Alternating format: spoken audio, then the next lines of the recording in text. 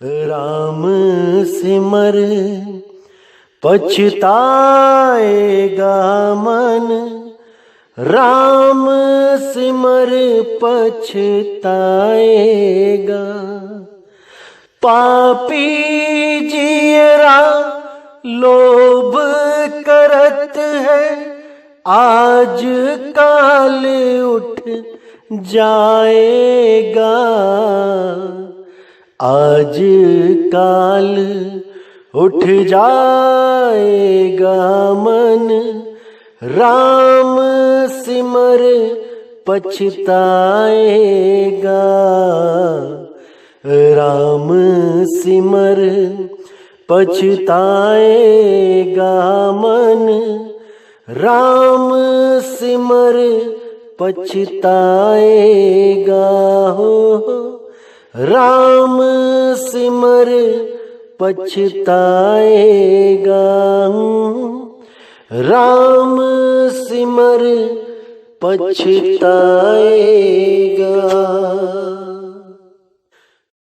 नमस्कार मेरे प्यारे भाइयों, मेरे परमपिता परमात्मा के प्यारे जीव हंसों, मैं बंदी छोड़ से यही अरदास करता हूं कि आप सब मेरे भाइयों का विवेक पहले से ज्यादा और ज्यादा से ज्यादा बढ़ता ही जाए और ऐसी कोई दुविधा ना रहे जो मेरे भाइयों को 1% भी विचलित कर पाए।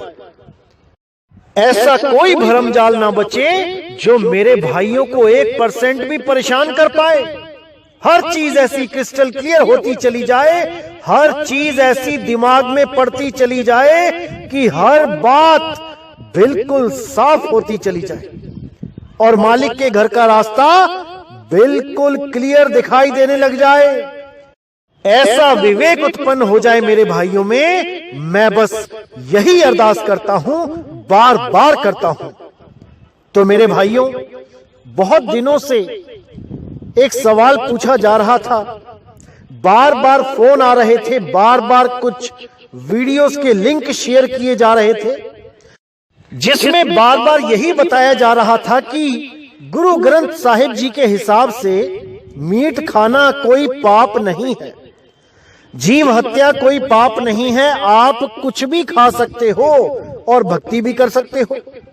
यानी आप चाहो तो गाय का मीट खा लो, आप चाहे तो सुअर का मीट खा लो, आप चाहे तो बकरी मारो, मुर्गी मारो, कुछ भी मारो, कुछ भी खा लो। खाने से आपका कोई कर्म बंधन नहीं बनेगा, बल्कि आप मीट खाते हुए भी भक्ति कर सकते हो। बहुत सी वीडियोस और बहुत से बड़े बड़े जो ज्ञानी बने हुए हैं आजकल, क्या बोलूं उनको मैं, बहुत से लोगों ने बहुत सी वीडियोस बनाई और यही साबित करने की कोशिश करी कि मीट खाना कोई पाप नहीं है। और जो ये बातें करता है कि मीट खाना पाप है या नहीं है, वो मूर्ख है। गुरु ग्रंथ साहब की वाणी के हिसाब से उसको मूर्ख की कैटेगरी में खड़ा कर दिया कि जो भी ये बात करता है कि मीट खाना चाहिए या नहीं खाना चाहिए, वो मूर्ख है। और वो कैसे मूर्ख है, उसके लिए एक गुरु ग्रंथ साहब जी की वाणी दिखाई जाती है, जो वाणी अंग नंबर 1289 पे दर्ज है। और वाणी का जो शीर्षक है वो है मास मास कर मूर्ख झगड़े। अब यहां पर इस वाणी को दिखा के बहुत से YouTube चैनलों ने ये साबित कर दिया कि गुरु ग्रंथ साहिब जी के हिसाब से मीट खाना कोई पाप नहीं है, मीट खाने वाला भी परमात्मा को प्राप्त कर सकता है और भव बंधन से निकल सकता है। उसको कोई नहीं रोकेगा, बस वो परमात्मा की भक्ति करे, चाहे वो सुअर खाए, चाहे वो गाय खाए, चाहे वो मछली खाए, इससे कोई फर्क नहीं पड़ता। तो मैं उन ज्ञानी भाइयों को, उन एक्स्ट्रा विवेकी भाइयों को बोलना चाहूंगा, बताना चाहूंगा कि मेरे भाई, आप लोग तो फंस गए हो जीभ के स्वाद के पीछे। आपसे ये चिली चिकन तो छोड़ा नहीं जाता, लेकिन दूसरों को तो पथभ्रष्ट मत करो मेरे भाई। अच्छी तरह समझो भाव को, वाणी कहना क्या चाहती है। तो आज हम इस वाणी का खुलासा करेंगे और पूरी उम्मीद है कि आप सब मेरे भाई इस वाणी को अच्छी तरह समझेंगे। और जिन्होंने भी मीट खाना शुरू कर दिया है इस वाणी को देखने के बाद, वो सब के सब दोबारा से परमात्मा से तौबा करके शुद्ध शाकाहारी भोजन करेंगे। और केवल शुद्ध शाकाहारी भोजन करने से मुक्ति नहीं होती, शुद्ध शाकाहारी भोजन करने से आपका मन निर्मल होता है। क्योंकि भोजन भी 3 गुणों में बटे होते हैं, तमोगुणी, रजोगुणी और सतोगुणी। जिस प्रकार का भी अन्न आप खाते हो, आपके मन की अवस्था वैसी ही हो जाती है। इसीलिए साहिब ने बोला, जैसा खाओ अन्न वैसा होवे मन, और जैसा पियो पानी वैसी बोलो बानी। शरबत का गिलास पीने के बाद और एक शराब का गिलास पीने के बाद वाणी में क्या चेंज आता है, ये आपको खूब अच्छी तरह पता है। कैसे एक गिलास शराब पीने के बाद अंग्रेजी निकलने लग जाती है अंदर से, ये आपको बहुत अच्छी तरह पता है। लेकिन जूस पीने के बाद, शरबत पीने के बाद, दूध पीने के बाद ये अंग्रेजी कहां चली जाती है, ये बाहर क्यों नहीं निकलती? केवल एक पैग शराब पीने के बाद ही अंग्रेजी बाहर क्यों आती है? इस पे विचार करना पड़ेगा मेरे भाइयों, करना पड़ेगा। क्योंकि जैसा पियो पानी और वैसी बोलो बानी, इस पे विचार करना पड़ेगा। इसीलिए संत मत में मीट खाना और शराब पीना, नशे करना बिल्कुल मना है। क्योंकि शरबत पीने के बाद आप नाली में पड़े नहीं दिखाई दोगे, लेकिन 4 पैग लगाने के बाद आप गंदी नाली में भी आराम से लेटे हुए होगे। आपको इतना भी होश नहीं होगा कि मैं एक इंसान हूं, कि मैं एक सुअर हूं, मैं नाले में पड़ा हूं या मैं बेड पे लेटा हूं। आपको इतना भी होश नहीं रहता है, केवल वो कड़वा पानी पीने मात्र से। इसलिए मेरे भाई, मीट से और शराब से तौबा करना है। इन परम ज्ञानियों के चक्कर में आके अपना धर्म भ्रष्ट नहीं करना है। जो केवल वाणियों के शब्दों को ही पकड़ पाते हैं, उसके भावों को नहीं पकड़ पाते। ऐसे लोगों के पीछे लग के अपना जीवन बर्बाद नहीं करना है मेरे भाइयों, नहीं करना है। क्योंकि ये एक जीवन मिला है, इसमें जितना विवेक जगा लोगे उतना ही आपके लिए लाभदायक रहेगा। अविवेकी होके ऐसे लोगों के पीछे लग जाओगे तो अपना जीवन बर्बाद कर लोगे। क्योंकि मेरे भाई, इस 3 लोक का यही उसूल है, यही नियम है, जो करोगे सो भरोगे, भरना तो पड़ेगा। इसीलिए मेरे भाइयों, अच्छी तरह समझना है, विवेक लगाना है कि वाणी कहना क्या चाहती है। तो आइए देखते हैं क्या कहती है वाणी। मास मास कर मूर्ख झगड़े, ज्ञान ध्यान नहीं जाने, कौन मास कौन साग कहावे, किस मही पाप समाने। इन 2 लाइनों को पढ़ के ये परम विवेकी लोग जनता को ये भाषण देते हैं कि जो भी मांस मांस करके लड़ता है, यानी कि जो भी ये बात करता है कि मांस खाना चाहिए या नहीं खाना चाहिए भक्ति में, वो मूर्ख है। मतलब कि किसी को भी कभी टोकना नहीं चाहिए कि तुम मांस खाते हो या नहीं खाते हो। मांस खाने वाला भी भक्ति कर सकता है और साग खाने वाला भी भक्ति कर सकता है। अब मेरे भाइयों, आपने पूरा विचार करना है, पूरा विवेक लगाना है इस वाणी पे। इसमें 2 बार मांस क्यों लिखा गया है, इसमें विचार करना है कि मांस मांस कर मूर्ख झगड़े, ज्ञान ध्यान नहीं जाने। बात हुई है ज्ञान ध्यान की। इसका मतलब कि ये वाणी उन लोगों के लिए बोली जा रही है जो कहीं ना कहीं ज्ञान ध्यान से रिलेटेड हैं। ये वाणी उन लोगों के लिए नहीं बोली है जो लोग मीट और साग दोनों ही खाते हैं, या मीट खाने वाले और साग खाने वाले लोगों के लिए, जो आम जनता है। ये वाणी उनके लिए नहीं बोली गई है, ये उनके लिए बोली गई है जो मांस मांस करके झगड़ा करते हैं। अब कौन झगड़ा करते हैं, इस पे विचार करना है। जैसे मान के चलो कि आपका कोई पड़ोसी है जो मीट खाता है, तो क्या आप वहां झगड़ा करने जाते हो कि तुम मीट क्यों खा रहे हो? या फिर तुम साग खाते हो तो क्या मीट खाने वाले तुम्हारे पास आके झगड़ा करते हैं कि तुम साग क्यों खा रहे हो? ये वाणी उन लोगों के लिए नहीं है, ये वाणी है उन ज्ञानियों के लिए जो कुछ ज्यादा ही ज्ञानी बने हुए हैं।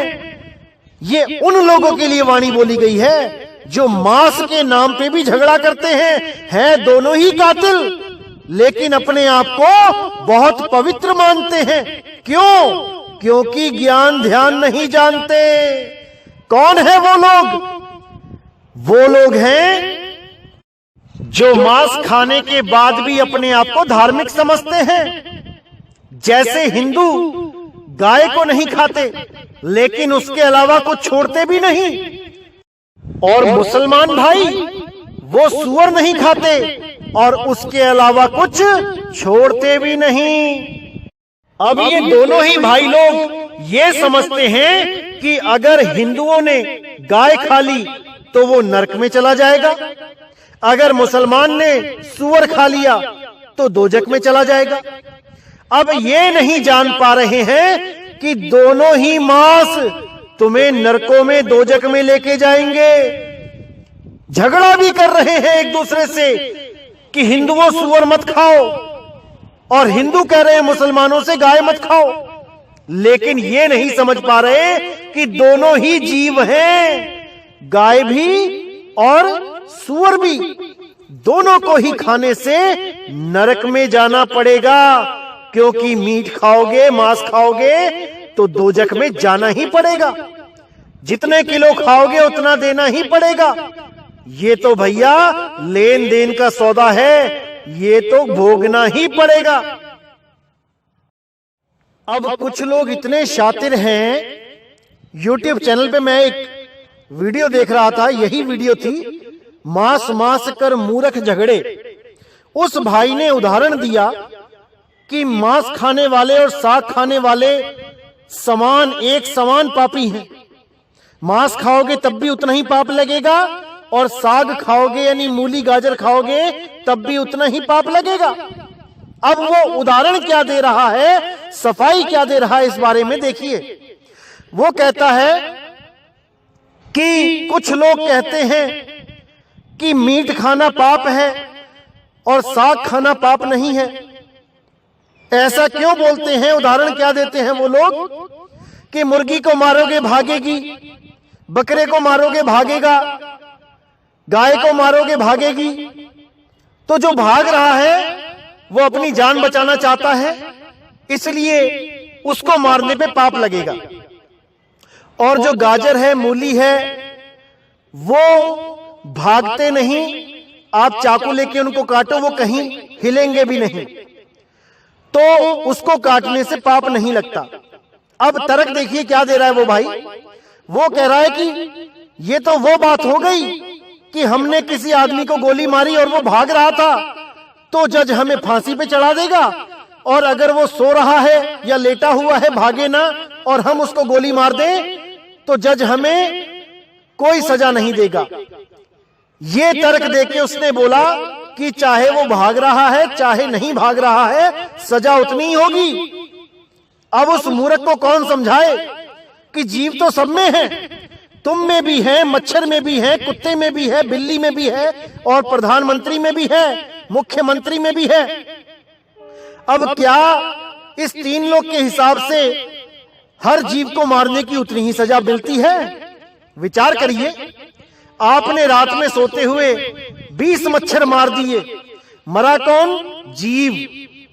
और आपने सुबह उठ के एक काला हिरण मार दिया, मरा कौन? जीव। अब उन 10 मच्छरों का केस आप पे नहीं लगेगा, लेकिन अगर आपने एक काला हिरन मारा तो आप पर केस लग जाएगा। दोनों ही जीव हैं, लेकिन एक को मारने पे आपको कोई हानि नहीं हुई और दूसरे को मारने पे आप पे केस लग गया। लगे ही हुए हैं काले हिरन मारने पे केस, देखो बड़े बड़े लोगों पे केस लगे हैं।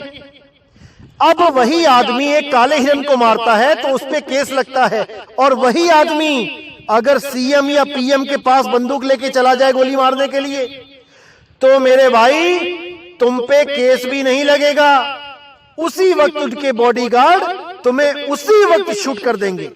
क्यों भाई? हिरन भी जीव है, मच्छर भी जीव है, और वो प्रधानमंत्री मुख्यमंत्री भी जीव है। फिर सब में अलग अलग धाराएं क्यों लग रही हैं? सबके कर्म अलग अलग क्यों बन रहे हैं? थोड़ा तो विचार कर लो, परमात्मा ने बुद्धि दी है तो।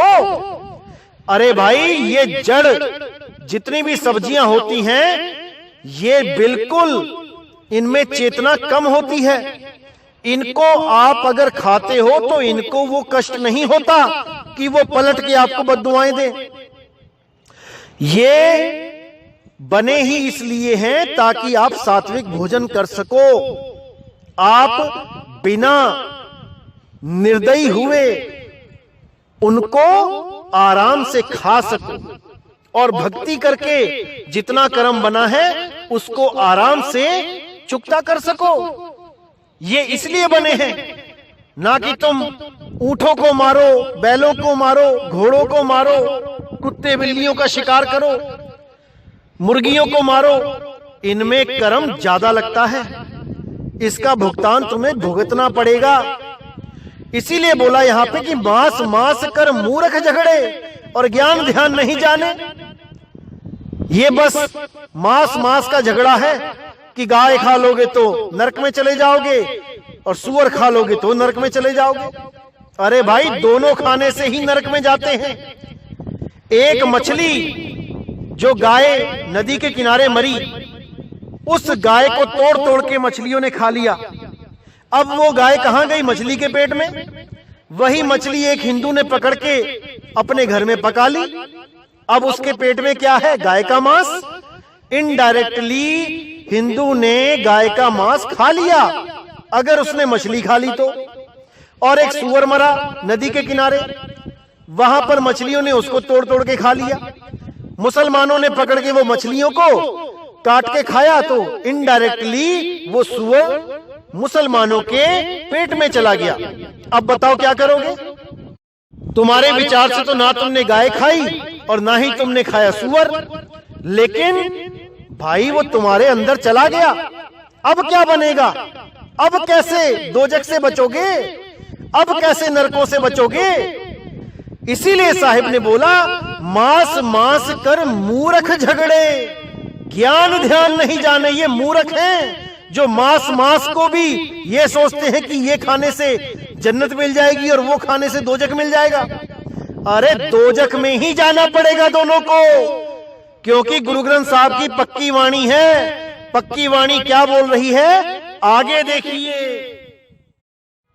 कबीर भांग माछली सुरापान जो जो प्राणी खाही, तीरथ बरत नेम किए ते सभे रसातल जाही।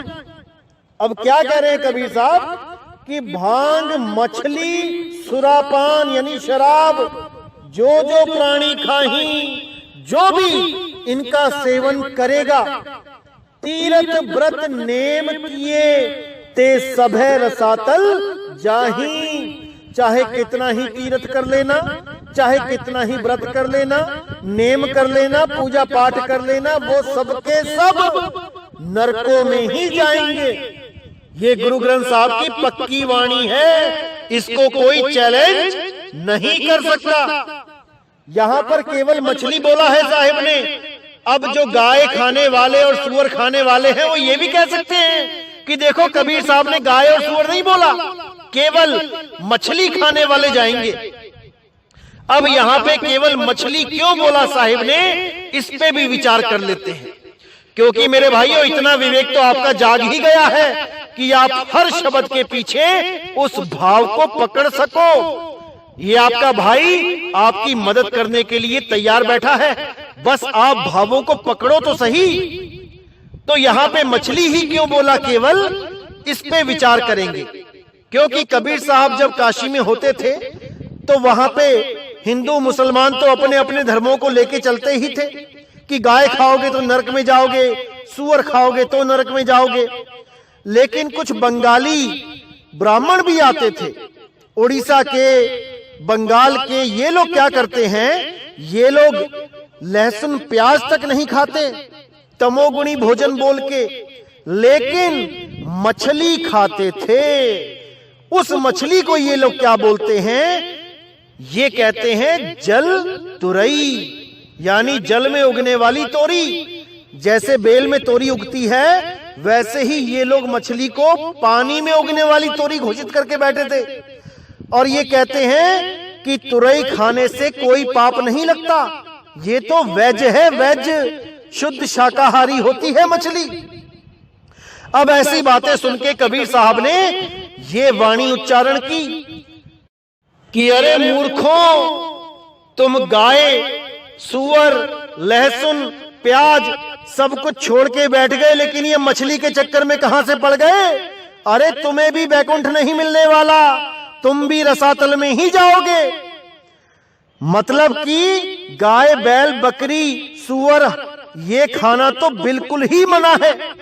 लेकिन जहां पे ये लोग ऑप्शन बना के बैठे थे, ये एक बीच का रास्ता निकाल के बैठे थे, उसको भी बंद करने के लिए कबीर साहब ने केवल मछली का नाम लिया। क्योंकि ये लोग मछली को नॉनवेज समझते ही नहीं है, ये मछली को वेज समझते हैं। बंगाल और उड़ीसा के जितने भी ब्राह्मण हैं, लगभग 70-80% मछली को नॉनवेज मानते ही नहीं है। ये लोग मछली को वेज समझ के ही भक्षण करते हैं। ऐसे लोगों को चेताने के लिए कबीर साहब ने स्पेशल मछली का नाम लिया। क्योंकि बाकी के बारे में तो वो बोल ही चुके हैं कि मछली पाती खात है ताकि काड़ी खाल, और जो नर मछली खात है उनका होगा क्या हाल। वो तो उन्होंने क्लियर किया ही हुआ है। लेकिन ये मछली पे जो बात अटक गई थी, इसको क्लियर करने के लिए वाणी बोली गई। और इसमें भांग, धतूरा, ये जितने भी नशे हैं, इसके बारे में भी साफ बोला गया है कि कोई भी जो भी नशे करेगा वो नरकों में ही जाएगा, उसकी सूरत कभी टिक ही नहीं सकती, उसको गर्भ जून में जाना ही पड़ेगा। चाहे वो कोई भगत हो या हो कोई साधु। ऐसा नहीं है कि भगवे चोले पहन लिए, सफेद चोले पहन लिए, बन गए साधु और गांजा, अफीम, चरस उड़ा रहे हैं धुआं।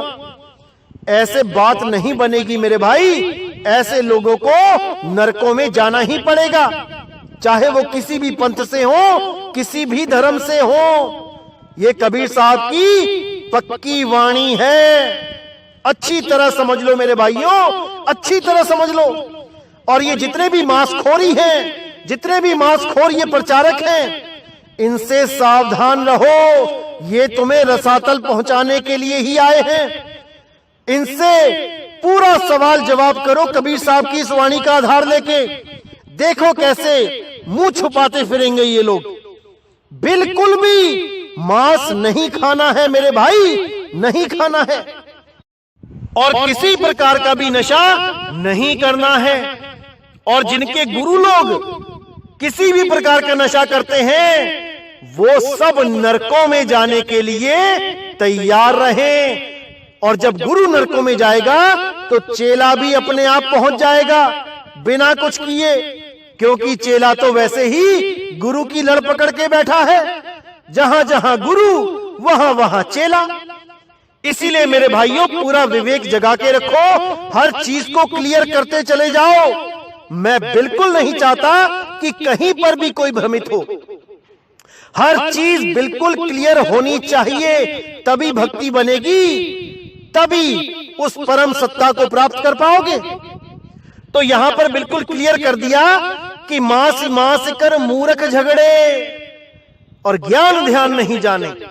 उसके बाद जो साग की बात करी है वो इसलिए बोली गई है कि ऐसा भी मत समझो कि केवल साग खाने मात्र से ही, यानी कि जीव हत्या तुम नहीं कर रहे हो, अच्छे अच्छे काम कर रहे हो, सबका भला कर रहे हो, तो सोच रहे हो मेरी मुक्ति हो जाएगी।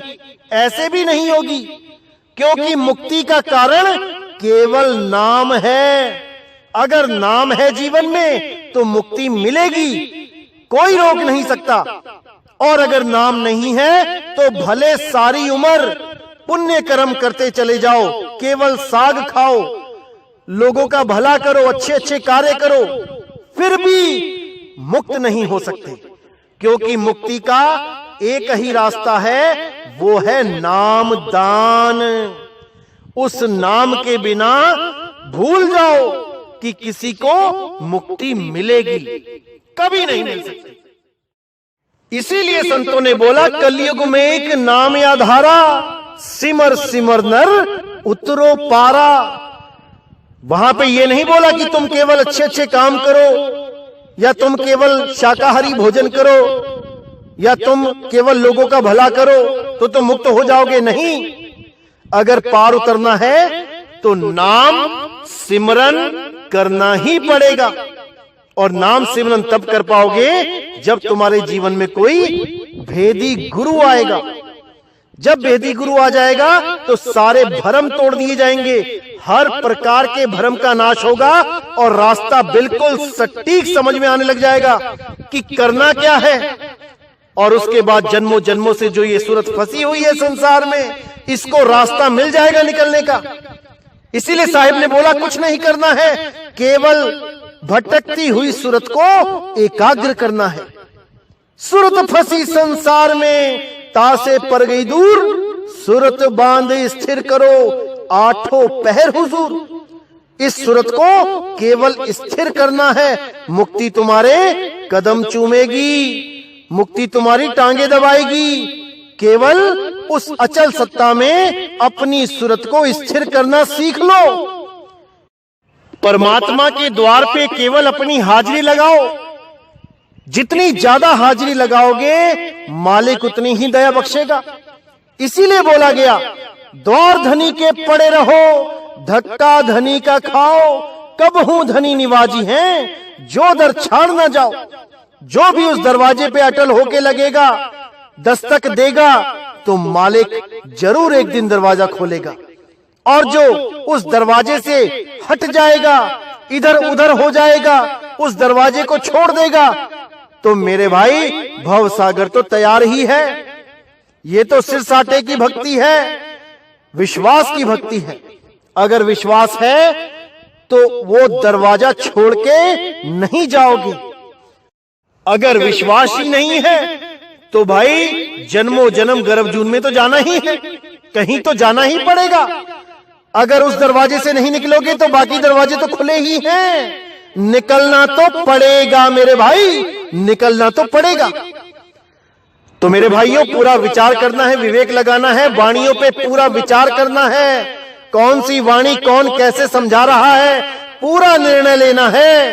क्योंकि ये काल के दूत भरमाने वाले बहुत आएंगे। इनका काम ही यही है कि आपके अनमोल जीवन को कैसे भी बर्बाद कर दिया जाए, क्योंकि ये काम ही यही करने आए हैं। लेकिन याद रखना मेरे भाइयों, परमात्मा के सच्चे हंस भी आप ही लोगों के बीच में बैठे हैं, जो आपको सही रास्ता दिखाने के लिए तत्पर हैं। बस आपने उनको पहचानना है और कुछ नहीं करना। पूरा विवेक लगा दो पहचानने में, कौन तुम्हारे भलाई की बातें कर रहा है और कौन तुम्हें दोजख में भेजने की बात कर रहा है। तभी समझ पाओगे कि तुम्हारा हितकारी कौन है, और तभी उसको पहचान पाओगे जो पूरे विश्व में सत्य का डंका बजाने आया है। तभी पहचान पाओगे मेरे भाइयों, जब विवेक जगाओगे। इसीलिए बार बार अरदास करता हूं कि हमेशा आपका विवेक जागा रहे और परमात्मा उसमें और बढ़ोतरी करता रहे। तो आज का सत्संग मैं यही समाप्त करता हूं और पूरी उम्मीद करता हूं कि जिन लोगों ने मीट मांस खाना शुरू कर दिया, दारू पीनी शुरू कर दी, इन अधूरे गुरुओं के चक्कर में, इन अधूरे प्रचारकों के चक्कर में वो मेरे भाई दोबारा सही रास्ते पे आ जाएं और परमात्मा से माफी मांग के दोबारा से एक सात्विक जीवन जीना शुरू कर दें। इसी के साथ मैं आज का सत्संग समाप्त करता हूं। बोलिए सतगुरु बंदी छोड़ सतगुरु सत्य कबीर साहिब की सदा ही जय हो, सदा ही जय हो मेरे मालिक की साहिब बंदगी सतनाम।